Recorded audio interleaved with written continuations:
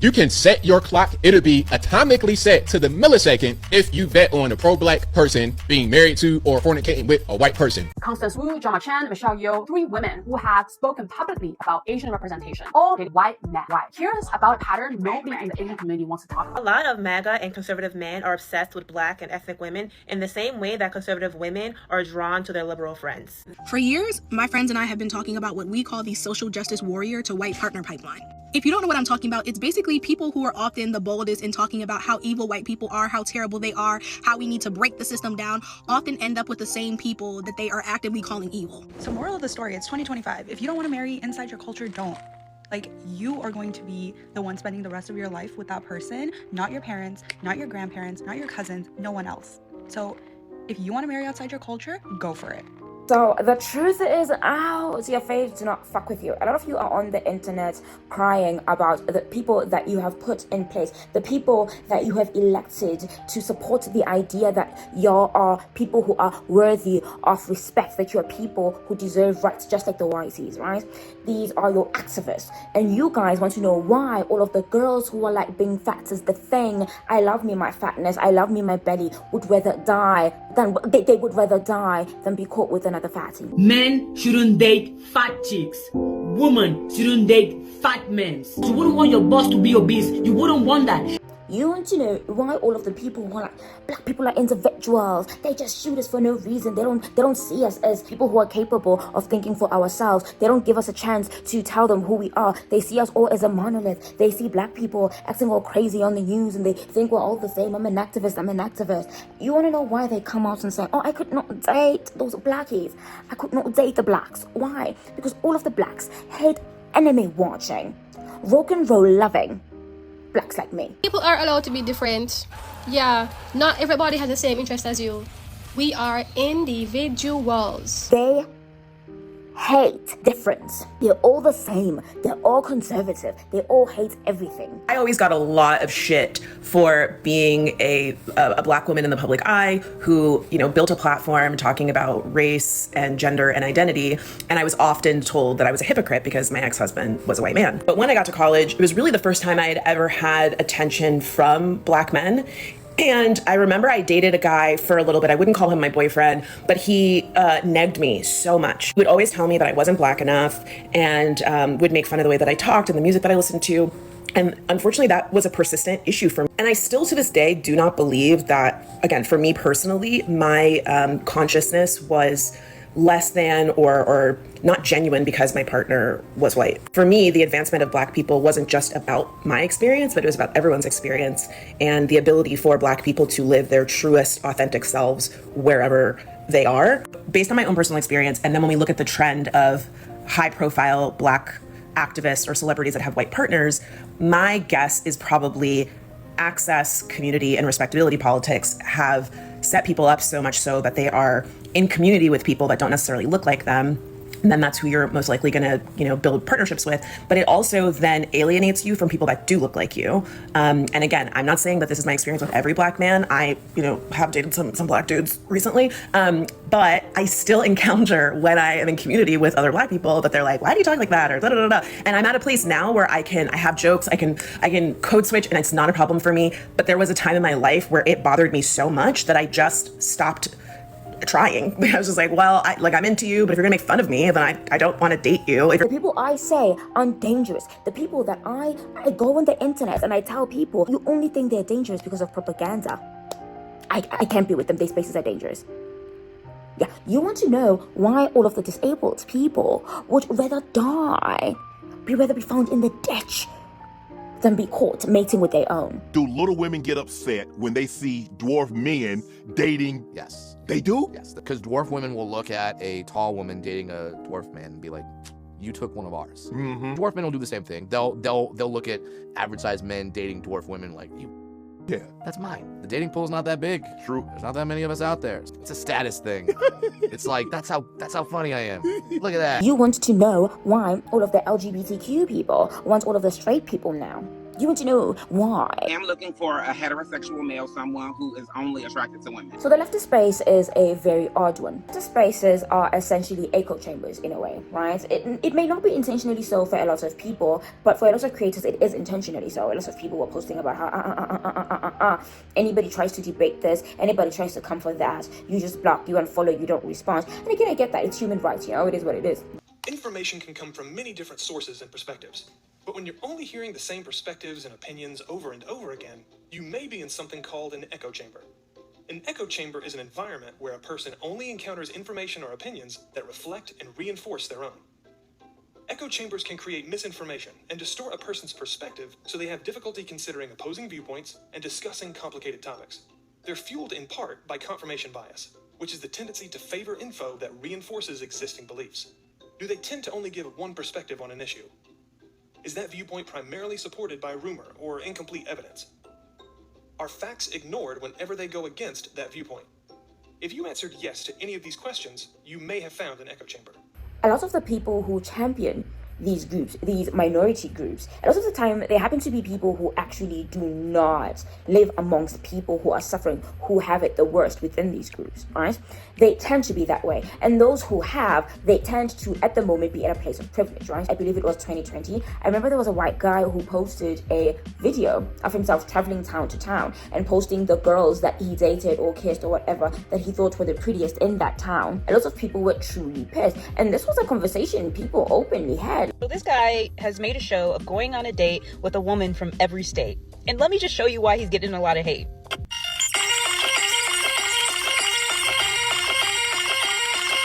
I think it's fair to say that my guy has a type. But here's what really makes me mad.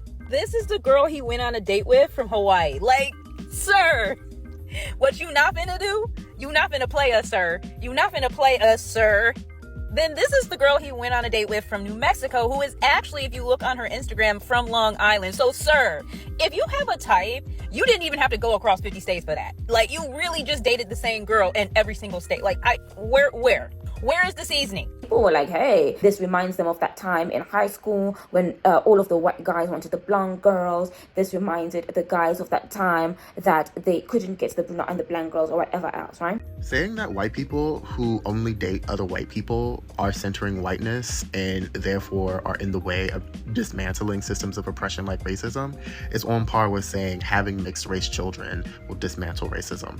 Not only are you putting other people of color and marginalized racial identities in danger with this idea or this ideology, it absolutely will not solve any of the problems that you think that it will.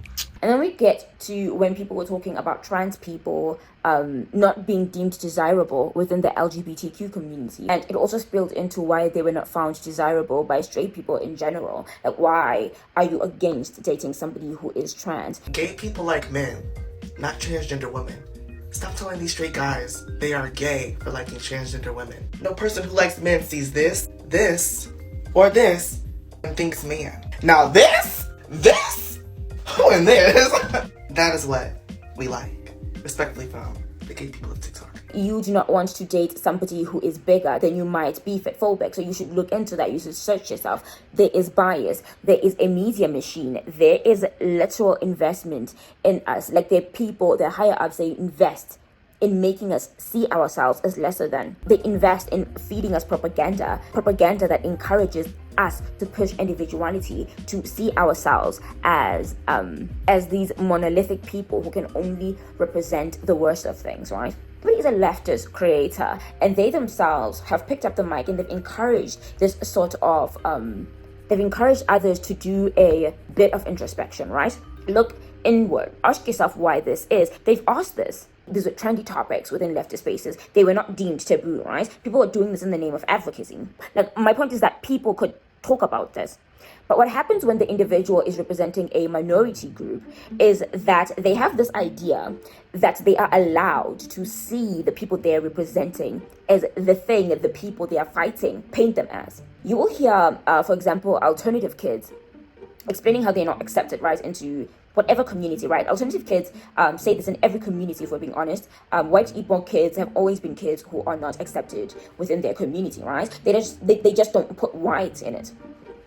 Because again, white people in America have been trying to deviate away from using the term white in describing themselves outwardly in media, running away from that identity. Quite a lot of people, particularly white liberals, will very often take on all these different queer and neurodivergent labels, not for any genuine reason, but because, in my personal opinion, they cannot stand the idea that they might be privileged. And it really seems to stem from the fact that many of these white people have what seems like quite a strong desire to relate to people of color. And so they feel as if they have to be oppressed by something because, God forbid, they are the same type of person that everybody on the left is talking against. This also exists within Asian culture. There are Asian people on the internet who talk about feeling disconnected from their culture, feeling like they do not fit in, they are ostracized. Middle Eastern children, African children, they don't feel African enough. This is something that is not race specific, but again, the people who share these experiences, they sort of frame it as if it is race specific. This is how black people are.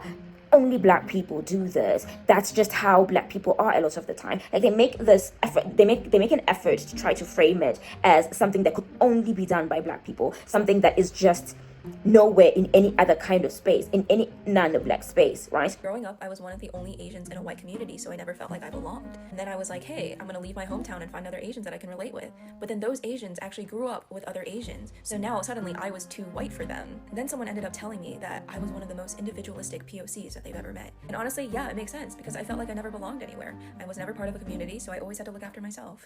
They don't frame it as, they just happened to find a safety within a space that was non-black. No. That space being non-black, it signaled to them that there was safety there. Your point is that you hear somebody say, I won't date a Mexican man because they're violent. But it's fine, I'm Mexican, right? I'm a Mexican person. I won't date a Mexican person because they're violent. I'm going to end up marrying someone that's not Armenian, and I had a couple of Armenians inside my live and they went off. They threw out comments like, you are embarrassing, your parents will disown you. That is the main reason why I do not want to be with an Armenian, because God forbid you have a different perspective or a different opinion about anything else and you get backlash on it. And this is no hate to my culture. I love being Armenian. And let me tell you, one of the biggest reasons why I want to date and marry outside my culture is because when you introduce someone that's not Armenian to the Armenian culture, the music, the food, the traditions, they get so excited and it makes you feel so much better being Armenian. But when you experience these things with an Armenian, it's like, whatever, this is like a day-to-day situation. And another thing that pissed me off is he started typing in Armenian and I didn't respond to it because I don't read Armenian. And he's like, yeah, I'm pretty sure you don't even know how to read or write. And it's like, yeah, no, I don't, but I can speak Armenian fluently. They are criminals. They're everything that white supremacy paints them as. That is why I cannot date them. And then the next day you are at a debate telling everyone that they discriminate against Mexicans by painting them that way, that painting them that way is discriminating against Mexicans, but you describe them that way. That's how you see them. So how are you pro-Mexican? A lot of you do not want to be honest that these are individuals with preferences and they have every right to have them. And it truly is none of your business that they have them. That is first and foremost. I hate people coming for people who date outside of their race, who explore love and relationship, who find love and whatever else outside of their community. But I think it's different when the individual doing this then starts discouraging people from finding love within their community, when they start to use language that paints people in that community as less capable of being loving, of being kind, of being giving, of being open-minded. Language like that, I don't understand how you can be an activist. It is not fair for white people to say that we are not smart, but you're on the internet saying that you cannot find love within people of this people group because a lot of them are stupid and do not understand you because you are smart. And you are claiming that you are one of a select few who are. So I'm going to explain to you the pipeline of the pro-black girl with the white boyfriend. So basically, the pro-black girl has reached far lengths of being pro-black and woke, to the point that she cannot relate to other black people in her community. She became too woke for them. A lot of people were shocked by this because Nikki Giovanni is known for being super pro-black. What I think happened to her is that she became like far too well-read in these topics and far too knowledgeable, to the point where she literally cannot relate to it with other black people around her. Because the thing is, most black people are not really that woke. And if you start talking about like real woke topics, they'll low-key like make fun of you. There's a reason why this guy was like so lonely. He could not relate to anyone around him in his community. Everybody thought he was crazy or weird or strange. Nobody related to him because he was just too pro-black. He was too strict in their perspective. This low-key happened to me when I was 17 and I got super deep into pro-black topics to the point where I literally couldn't relate to other black people anymore because I was simply too militant, you know what I'm saying? Like being too militant can actually make you alone. Like it or not, that is how it is framed. A lot of individuals who do this will compare children in white neighborhoods, white kids in white neighborhoods, to kids in poorer areas within their communities, right? Black kids will compare white suburban kids to kids in the ghetto and say, oh, you see, my white friends in the suburbs are better. That's why I can only befriend white people, right? These individuals sort of set up, in these conversations, they sort of set it up to sort of, how do I put it? Let me drink. They sort of avoid pointing out that if they deemed the group of people they represent as individuals in the first place, if they respected that part of their humanity in the first place, they never would have drawn the conclusions that they drew. They sort of act like having an experience means that the conclusions that you draw from that experience, all those conclusions are valid. A lot of people say validate my experiences, but they end up demanding that you validate the conclusions that they make without them having to provide proof. Like, instead of these individuals being like, look, I like a certain look and like that look, and do not let anybody tell you anything else. Instead of them saying that, they come out and they just degrade the people group they represent, and it's odd. A lot of fat creators, for example, during the height of the fat acceptance movement, they would post videos about how they can get, about why they can date fat guys. And according to them, fat guys are their biggest bullies. Like, fat guys target them the most. Would you date someone that was overweight? I don't think so, to be honest. I probably wouldn't, just because, I mean, like, I take care of myself, so I'd want the person that I'd be with to take care of themselves as well. I would. I've thought about this too, because I used to be a little overweight, and I wouldn't want somebody to judge me off of my body, about who I am. If they're trying to better themselves, I guess, get in shape. Everyone has like their own preference, so I guess to each their own. As long as they can move. So like, if you're overweight, but like in like decent shape and you can hike and run and throw the ball, then yeah, I would. First of all, I think overweight is relative. In looking for a girl, it's more about their willingness to better themselves. I'm willing to kind of better myself. I would hope that they would do the same. Maybe that's selfish, but I think it kind of just in a relationship, I think it's mutual, and both people need to be participating in bettering themselves. While a lot of the fat guys will be straight no chaser, I do not do girls my size. A lot of the girls sort of use feminism to sort of pull this whole, I cannot date fat guys because fat guys are their primary bullies, right? And that they are mostly wanted by fit guys, that fit men in the gym always want to date them. They are super attracted to them. They want them and they actually listen to them, unlike these other bigger guys. And you know what? That is plausible, right? Because you can be somebody who does conversate about struggling to find relationships because of this and that, because that is a prominent conversation. That is a prevalent conversation, a common conversation in that space. You can be somebody who talks about that and also experiences, and also have spaces where you are revered and seen and treated with a bit more respect, right? And it's not like just because the guys at the gym see you a certain way, you're going to date all of them. Like it's one gym, right? Buff guys, there aren't a lot of buff guys in the world, if we're being honest. Like it's just a lot of skinny. But But their point is that a lot of fat guys take out their frustrations with being fat out on them, right? And that is understandable, right? But then they end up not dating people within that people group. And a lot of people ask, well, why do you not then try to meet a random fat guy, try to get to know him? This is also said in conversations about colorism. Darker girls feel like darker guys target them the most. In general, black and brown people, when they talk about experiencing bullying and abuse, they say that it is from a different gender within their people group, or people who are in a different age group within the people group. And the reason that this came up is because I went to college with people who would sit in meetings and say, I hate white people are so evil, they do this to me, they ignore me on campus, they say wild stuff during class. And I go out Saturday night and I see you in a frat kissing a white man, I see you in a frat kissing a white girl. I thought they were evil. That's what you said. And me and my friends have been trying to understand the mental gymnastics that people have to go through to be calling white people evil during the day and yet lay down with them at night. And after many years of analysis, research, and thought, I really feel like I have cracked the code as to why this is.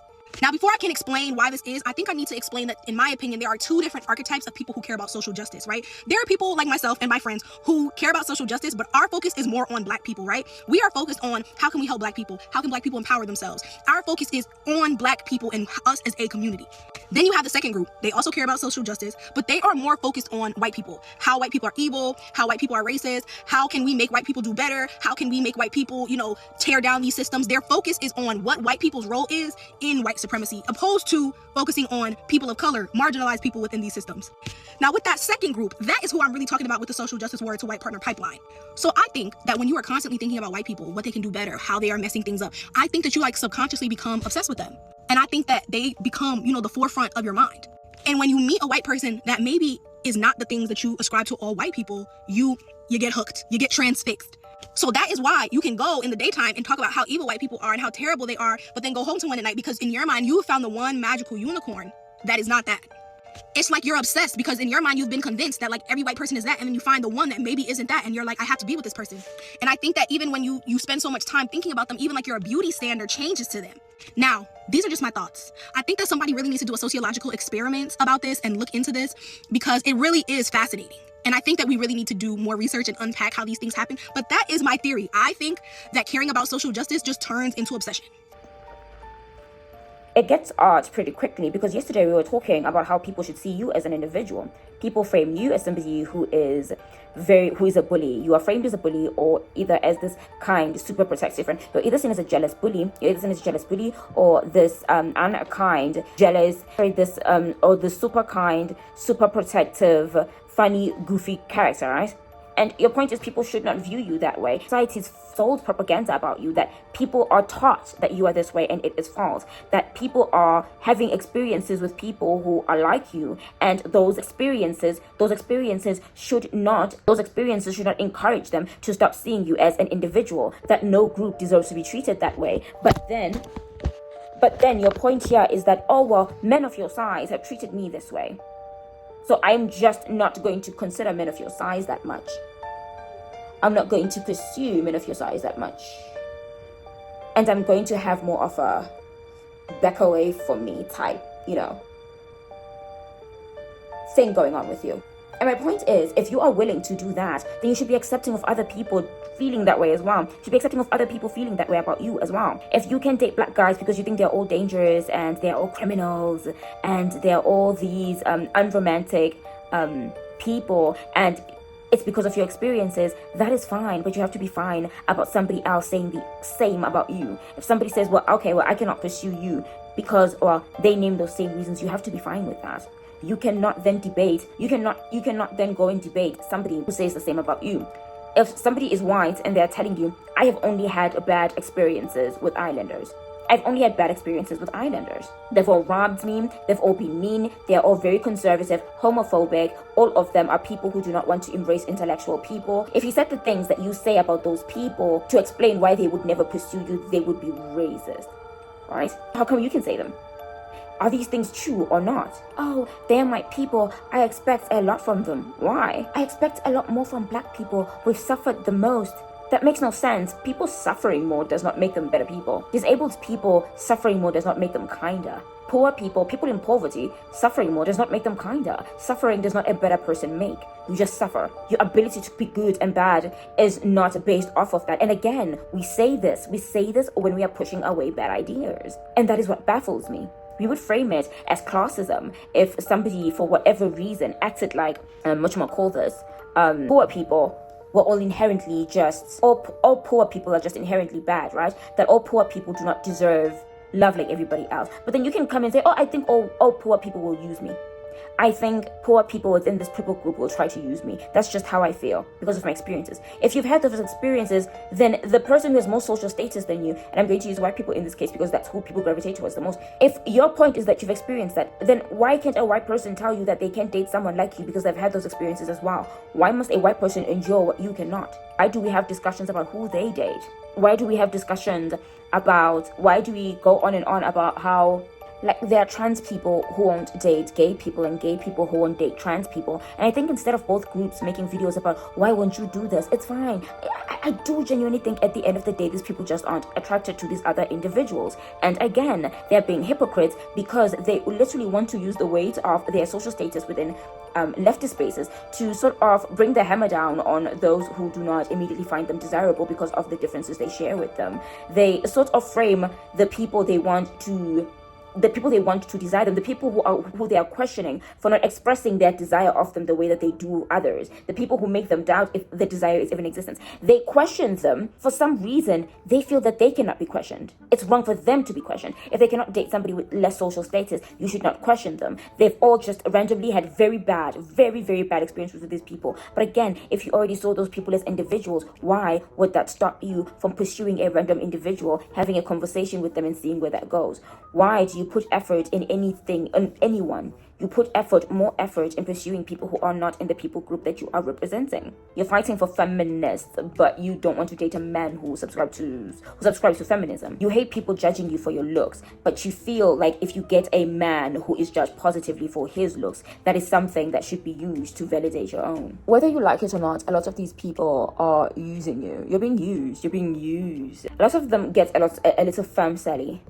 A lot of incelly in these spaces, and I feel like that's what these conversations were, because they easily got to, oh, why don't lesbians like men? Oh, remember that conversation, why don't lesbians like men? And it's like, because they're lesbians. And at some point that was not a reasonable answer. Like, a lesbian saying I don't like men because I'm a lesbian was not a reasonable answer, which is messed up. There are lesbians online right now fighting to make sure that their lesbian label is not that lesbian label is not used to just describe fluidity. You will have somebody screaming at the top of their lungs, mixed people are the most beautiful, mixed supremacy and everything. Put up with a white chick, put up with a white dude, because again, you've incentivized them spreading that message, and this is a space that's an in-between for them to get to the other side. Then they start telling you how they cannot get along with you because, well, insert a racist stereotype here, but oh no, it's fine, they had experiences that informed them. And this should be a lesson to everybody. Be just as selfish. If you are somebody who believes that people should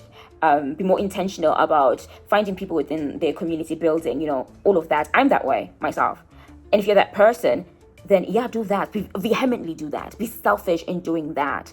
You can be people-minded in a selfish way, because helping your people helps you, and that is selfish in a way. It is okay. Those people are probably just not attracted to those people. And while I do believe that it is informed, again, they consume the same media that they consume the same media that the people they predominantly consume. Like, they consume the same media as them.